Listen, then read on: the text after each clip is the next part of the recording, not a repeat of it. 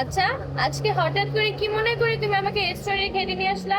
দিশা, আমি তো আগামীকালকে বিদেশ চলে যাচ্ছি, তাই দুপুরের খাবারটা আমরা রেস্টুরেন্টে খেয়ে এখান থেকে আমরা বের হয়ে সারাদিন তোমাকে নিয়ে ঘুরবো। জানো, তুমি বিদেশ যাবা এই কথাটা শুনে আমার মনটা জানো কেমন লাগতেছে। ধুর পাগলি, এতে মন খারাপ করার কি আছে?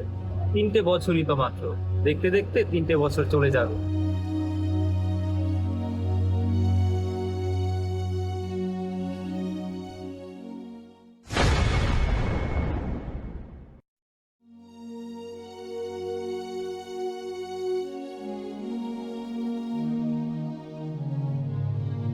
আম্মা, আসসালামু আলাইকুম। ওয়ালাইকুম আসসালাম। নামি বাবাজি কেমন আছো? আর তুমি হঠাৎ কিছু না বলেই চলে আসলা?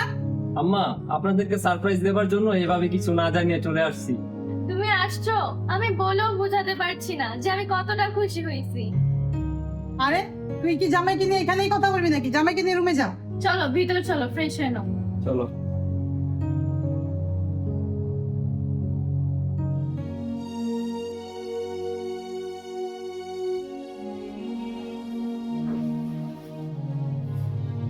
তুমি ফ্রেশ হয়ে নাও, আমি টেবিলে খাবার দিচ্ছি।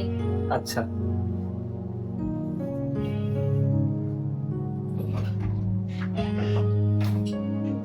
আজকের রান্নাটা খুব মজা হয়েছে। কি রান্না করছিল? মা রান্না করছে। ও, আমি তো ভাবছিলাম তুমি রান্না করছো।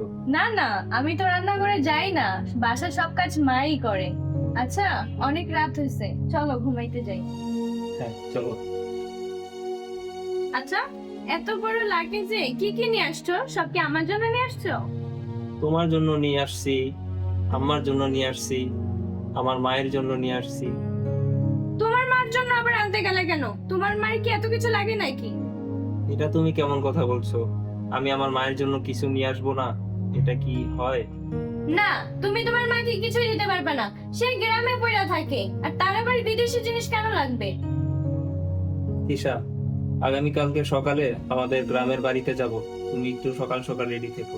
না, আমি গ্রামের বাড়িতে যাব না, আর আমি তোমাদের বাড়িতেও থাকবো না। আমি আমার বাবার বাসায় থাকবো, আর তুমিও আমার সাথে আমার বাবার বাসায় থাকবা। দেখো, তুমি যদি আমাকে ভালোবাসো তাহলে আমার সাথে তোমাকে আমার বাবার বাড়িতেই থাকতে হবে। আরে বাবা, তুমি রাগারাগি করো না, আমি অনেকদিন পর বিদেশ থেকে আসছি তো। আচ্ছা ঠিক আছে, তুমি যা বলবে তাই হবে। ঠিক আছে। ওর জামাই কই? তো জামাইকে তো দেখিনি না। ও তো ঘরে ঘুমাইতেছে। এরকম শুয়া বয়া থাকলে হইব? ঘরে একটু কাজ কামও করলে তো পারো। হ্যাঁ মা, তুমি ঠিকই বলছো, ওরে আমি এখনই ডাকতেছি। তামিম, তামিম, তামিম এখানে আসো।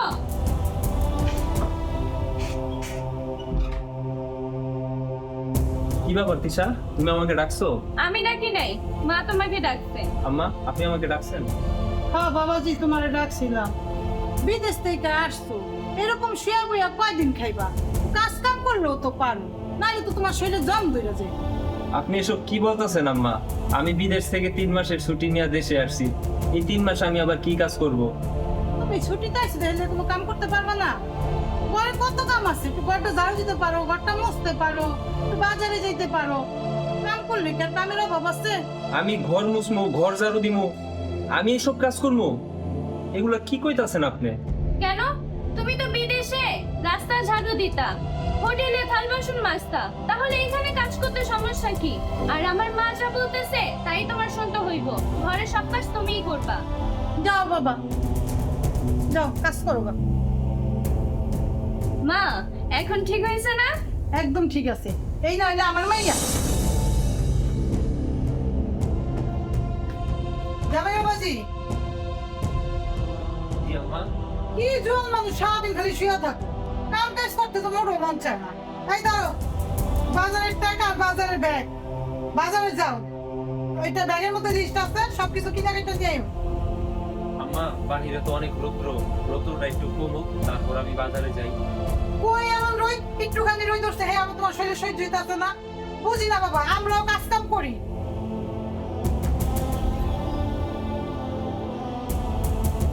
মানুষ শ্বশুর বাড়িতে কত আদর যত্ন পায়, আর আমার ভাগ্যটা এতই খারাপ, একটা কাজের লোকে যতটা দাম আছে আমার শ্বশুর বাড়িতে আমার অতটা দাম নয়।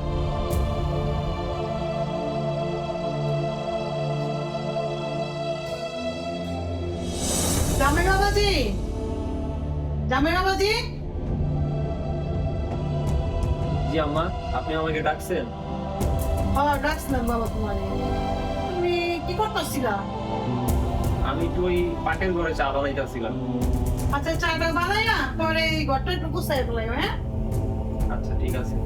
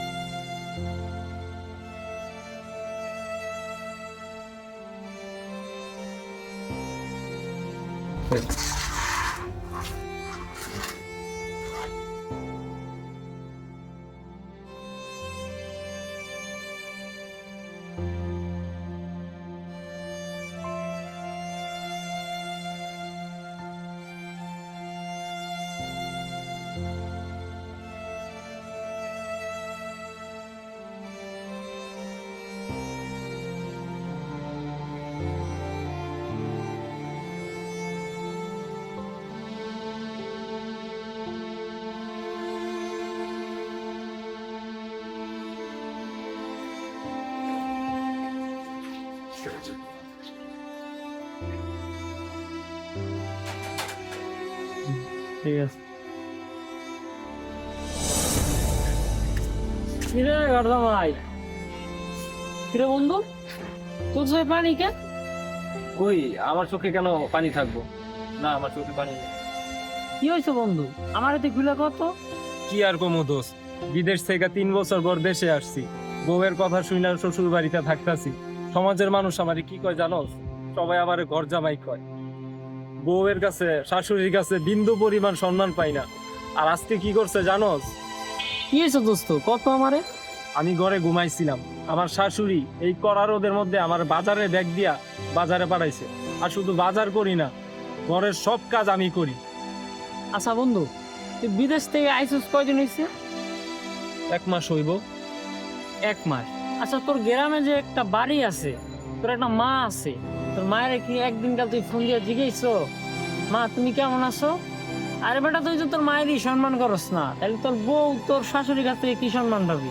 তোর মা আমার কাছে প্রতিদিনই ফোন দেয়, ফোন দিয়া জিগায় তুই কেমন আছোস।